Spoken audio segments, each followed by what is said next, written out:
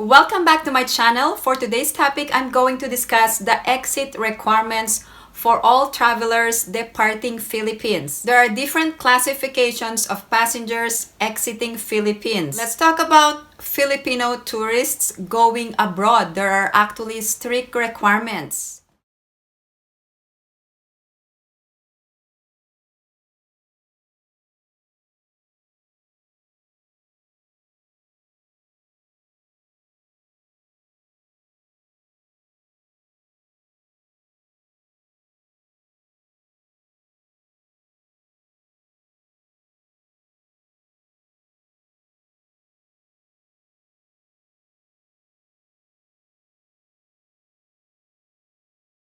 If you are a first-time immigrant or a student, here are the requirements. For first-time immigrants, students enrolled abroad, and exchange visitors, you must have a Philippine passport valid for at least 6 months. You must have a valid visa if you are a first-time immigrant or a student. You must also fill out the Bureau of Immigration Declaration form. In addition, you must have the CFO certificate and pre-departure seminar from the Commission on Filipino Overseas. Also, you must have travel health insurance. And lastly, you must fill out the departure card. If you are a dual citizen or a former Filipino, here are the requirements. In regards to the departure requirements for Philippine passport holders, identification certificate or certificate of reacquisition or retention. All passengers who use these travel documents upon arrival and were admitted under the same status shall be required to present the same during departure. Accordingly, if you use a travel document, you will also be required to present the above documents during departure. Non-presentation of the required documents shall be a ground for the deferral of your departure. So please take note of this important advisory. In essence, if you arrived in the Philippines using these travel documents, you must also use the same documents to exit the Philippines. Now, here's the actual memorandum from the Commissioner of the Bureau of Immigration, Jaime Morente. Now, if you enter using your foreign passport or, for example, a US passport, and eventually you become a dual citizen, you must also use the same US passport to exit the Philippines, regardless if you eventually acquired dual citizenship or obtained a new Philippine passport. Here are the requirements for dual citizens, former Filipino citizens, and foreign nationals. You must present your Philippine passport or foreign passport. In addition, Philippine passport holders will pay travel tax. Also, U.S. green card holders must not stay more than 1 year abroad, and the green card must be valid. Also, you must present Bureau of Immigration Declaration form. In addition, you must also fill out the departure card. If you are an overseas Filipino worker, here are the requirements. First, you must have a valid Philippine passport. In addition, you must also have a valid work visa and contract. Also, you must have overseas employment certificate. In addition, you must also have a pre-departure orientation seminar certificate. For seafarers, you must have the identification and record book for seamen. And you must fill out the Bureau of Immigration Declaration form.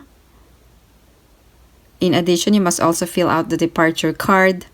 And you must have travel health insurance if required by the destination country.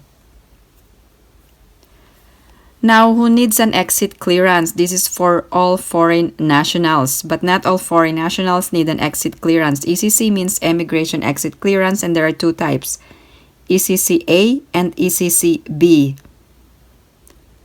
Let's talk about ECC-A. Who needs an exit clearance? The following foreign nationals must secure an ECC-A prior to their departure. First, holders of temporary visitor visa or 9A visa who have stayed in the Philippines for 6 months or more. In addition, those holders of expired or downgraded immigrant or non-immigrant visas. Also, for holders of valid immigrant or non-immigrant visas but are leaving for good. In addition, Philippine-born foreign nationals who will depart from the Philippines for the first time. Also, holders of temporary visitor visa with orders to leave.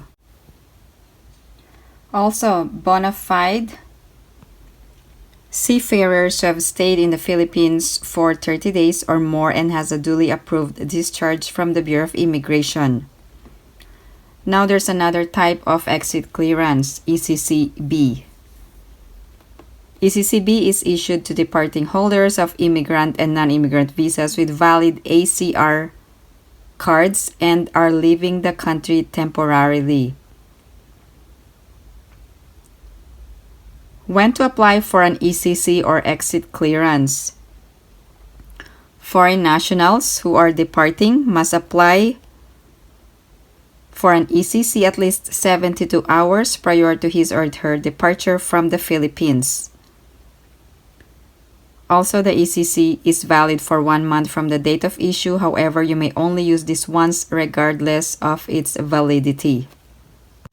Here are the latest U.S. travel restrictions, including the forms that you needed to fill out. First, you must fill out the customs declaration form.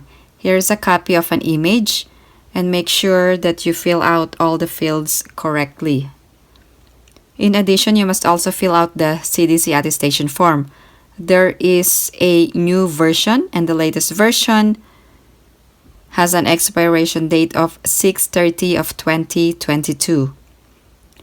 There's another update starting April 14. Parents or guardians of children under 2 years of age do not need to complete the attestation on their behalf.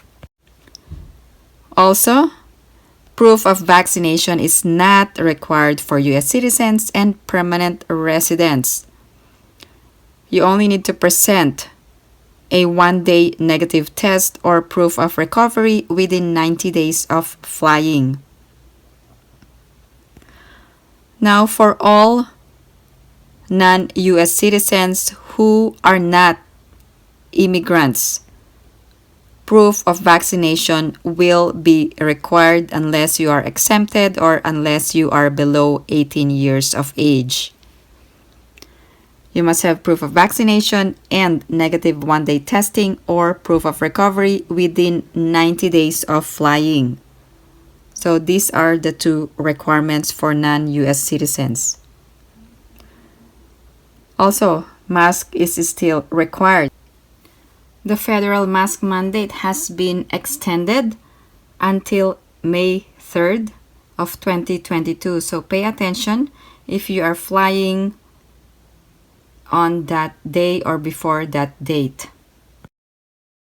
If you have any other questions or comments, please post them down below and I will get back to you as soon as I can. Thank you guys for supporting my channel, and if you haven't liked this video, please give it a big thumbs up. And if you haven't subscribed to my channel, please subscribe and hit that notification bell.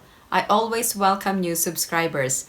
Thank you guys for supporting my channel. I hope everyone is staying safe and have a great day.